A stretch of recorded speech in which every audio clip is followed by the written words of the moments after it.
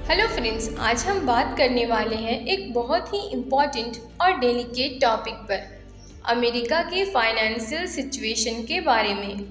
आज के ग्लोबल दौर में अमेरिका की इकोनॉमी सिर्फ उनके लिए ही नहीं बल्कि दुनिया भर के लिए एक बेंचमार्क होती है। लेकिन अब ये देखने में आ रहा है कि अमेरिका अपने फाइनेंशियल कंट्रोल खो रहा है, जो एक बड़ी चिंता की बात है। आज हम 5 ऐसे वार्निंग साइंस डिस्कस करेंगे जो दिखाते हैं कि अमेरिका की इकोनॉमिक क्राइसिस की तरफ बढ़ रही है। और समझना इसलिए ज़रूरी है क्योंकि इन साइंस के इफ़ेक्ट्स हम सब पर भी असर डाल सकते हैं। तो चलिए वीडियो को शुरू करते हैं और वीडियो को एंड तक ज़रूर देखें।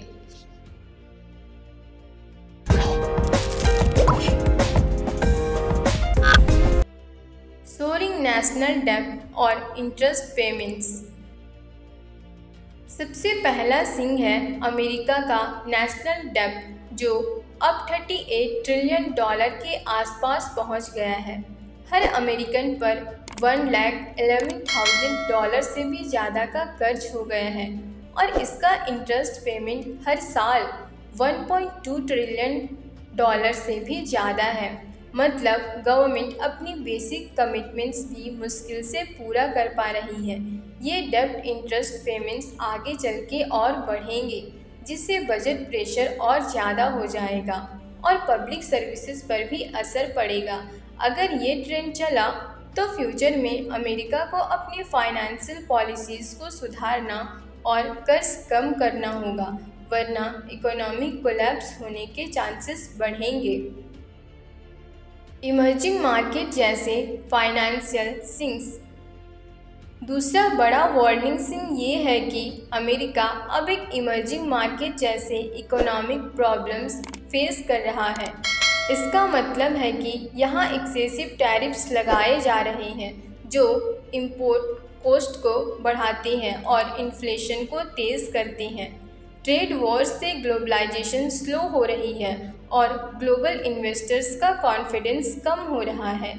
ये टैरिफ्स बिजनेस और कंज्यूमर्स दोनों पे नेगेटिव इम्पैक्ट डालते हैं, जिससे लॉन्ग टर्म ग्रोथ स्लो हो सकती है। ये भी हाईलाइट करता है कि अमेरिका का फाइनेंशियल इन्वायरमेंट अब उतना स्टेबल नहीं रहा जितना पहले था। यूएस डॉलर की कमज़ोर होती वैल्यू। तीसरा सिंह है डॉलर की गिरती हुई वैल्यू।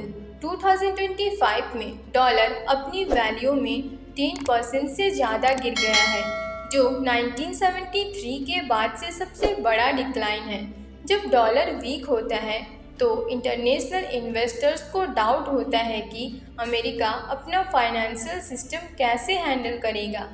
इससे बोरोइंग कॉस्ट बढ़ सकती है और इंपोर्ट्स महंगे हो जाते हैं, जिसकी वजह से डोमेस्टिक इन्फ्लेशन और ज़्यादा बढ़ता है। ग्लोबल इकोनॉमी में डॉलर की इम्पोर्टेंस कम होने लगती है, जो अमेरिका के लिए बहुत बड़ा इकोनॉमिक रिस्क है। रिसेशन के खतरे और इकोनॉमिक स्लोडाउन। चौथा और बहुत सीरियस वार्निंग साइंस ये है कि 2025 में रिसेशन का रिस्क बहुत हाई है। यूबीएस और दूसरे इकोनॉमिस्ट्स के एनालिसिस के मुताबिक रिसेशन होने के चांसेस अब 93% के आसपास है। एम्प्लॉयमेंट ग्रोथ स्लो हो रही है, इंडस्ट्रियल प्रोडक्शन गिर रही है और कंज्यूमर कॉन्फिडेंस बहुत लो है। जब लोग और बिजनेसेस दोनों फ्यूचर को लेके अनसर्टेन हो जाते हैं तो स्पेंडिंग स्लो हो जाती है, जिसकी वजह से इकोनॉमी कॉन्ट्रैक्ट करने लगती है।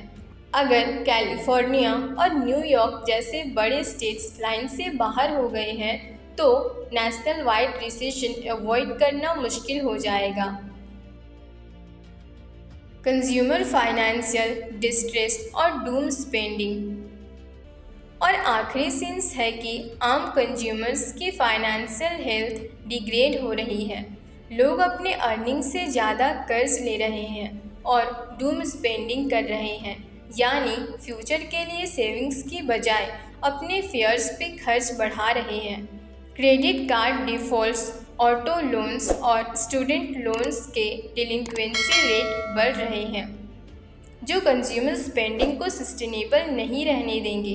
ये सिचुएशन 2008 की ग्रेट रिसेशन जैसे कंडीशंस क्रिएट करती है, जहां फाइनेंशियल सिस्टम कोलैप्स हुआ था। जब तक कंज्यूमर कॉन्फिडेंस और फाइनेंशियल स्टेबिलिटी इम्प्रूव नहीं होती, इकोनॉमी को सस्टेन करना मुश्किल रहेगा। तो ये 5 वार्निंग साइंस हमें क्लियरली बताते हैं कि अमेरिका की फाइनेंशियल कंट्रोल अब काफ़ी ज़्यादा सीरियस स्टेज पर है। नेशनल डेब्ट का स्काई रॉकेट होना, इमर्जिंग मार्केट जैसे इकोनॉमिक इश्यूज, डॉलर की गिरती वैल्यू, रिसेशन का हाई रिस्क और कंज्यूमर फाइनेंशियल डिस्ट्रेस, ये सब फैक्टर्स मिलकर एक बड़ा इकोनॉमिक क्राइसिस बना सकते हैं। अगर टाइमली एक्शन नहीं लिया गया तो इसका ग्लोबल इकोनॉमिक इम्पैक्ट भी होगा। इसलिए हमें इन डेवलपमेंट्स पर नज़र रखनी चाहिए और समझना चाहिए कि इकोनॉमिक रिफॉर्म्स और रिस्पॉन्सिबल फिस्कल पॉलिसीज़ कितनी ज़रूरी है। हमेशा याद रखिए, जो देश अपनी इकोनॉमी का कंट्रोल नहीं कर पाता वो सस्टेनेबल प्रोग्रेस नहीं कर सकता। बाकी आपके क्या ओपिनियन है हमें कमेंट्स में ज़रूर शेयर करें, और वीडियो इन्फॉर्मेटिव लगा तो वीडियो को लाइक, शेयर और चैनल को सब्सक्राइब करना ना भूलें। Thanks for watching.